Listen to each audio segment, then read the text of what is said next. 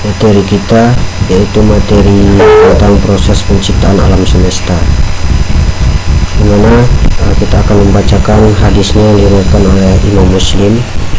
Inilah lapas hadisnya, sengaja saya tidak berisi supaya kita bisa belajar membacanya. Baiklah, silakan didengarkan, saya akan bacakan hadisnya. An Abi Hurairah radhiyallahu anhu qala akhadha Rasulullah sallallahu alaihi wasallam bi yadi faqala khalaqallahu azza wa jalla at-turab yawma sabtu wa khalaqa fiha al-jabal yawmal ahad wa khalaqa asy-syajara yawmal itsnaini wa khalaqal makruha yawmal tsulasa wa khalaqa nur yawmal arba'a wa basa fiha ad-dawab yawmal khamsi wa khalaqa Adam alaihi assalam ba'dal asri yaumul jum'ati fi akhir khalqi fi akhir sa'ah min al-asri baina al-asri al-laili, rawahu Muslim. Terlihat kosakata penting yang ada di sana. Dalam hadis itu dikatakan ada kata khalaqa, maksudnya adalah mengadakan sesuatu dari tidak ada atau menjadikan sesuatu dari materi yang sudah ada. Artinya Allah Subhanahu wa ta'ala menjadikan sesuatu itu dari tidak ada menjadi ada, ataupun materi yang sudah ada dijadikan sesuatu itu ada dari yang sudah ada. Kemudian di sana at-turab artinya tanah dan sesemua bebatuannya. Kemudian yaumun, kurun waktu tertentu yang diukur dengan ukuran tertentu. As-sabtu, hari di mana tidak ada aktivitas atau kehidupan. Di dalam umat Kristen itu hari Sabtu itu dikenal dengan hari Sabat, di mana tidak boleh melakukan aktivitas. Dia harus menyucikan hari Sabat atau hari Sabtu. Tapi anehnya mereka sekarang menyucikan hari Sabat itu pada hari Minggu. Itu dikatakan oleh pendeta mereka bahwa sesungguhnya sebenarnya dalam kitab mereka orang Kristen itu hari Sabat atau hari Sabtu seharusnya mereka beribadah. Kalau di dalam agama Islam tempat mereka ibadah itu adalah hari Jumat, artinya mereka berkumpul pada hari Jumat untuk melaksanakan sholat Jumat secara berjamaah. Beda dengan orang Kristen bahwa perkumpulan mereka untuk menyucikan itu sebenarnya hari Sabtu, akan tetapi mereka berlawanan dengan kitab yang mereka gunakan, yaitu pada hari Minggu, padahal dalam kitab mereka itu dikatakan hari Sabtu atau Sabat. Kemudian di sana ada kata asyajaru, segala jenis tumbuh-tumbuhan, al-makruhu, segala sesuatu yang tidak disukai. Nah, di sini ada hari-hari tertentu yang diciptakan oleh Allah. Hari pertama apa yang diciptakan oleh Allah, hari kedua apa yang diciptakan oleh Allah, dan seterusnya sampai hari ketujuh. Dalam hadis ini dikatakan bahwa ada hari Ahad, hari Senin, hari Rabu, hari Kamis, hari Jumat, dan hari Sabtu atau Sabat. Tapi hari-hari itu merupakan bukan hari yang kita kenal sampai saat ini, akan tetapi itu hanya mengikuti pola dari hadis yang dikeluarkan oleh Rasulullah Shallallahu Alaihi Wasallam. Kemudian ada ad-dawab, segala jenis binatang baik yang di udara, di laut ataupun di darat. Itu kata ad-dawab. Kita lihat rangkuman hadisnya. Hadis ini menjelaskan tentang proses kejadian bumi dengan segala isinya.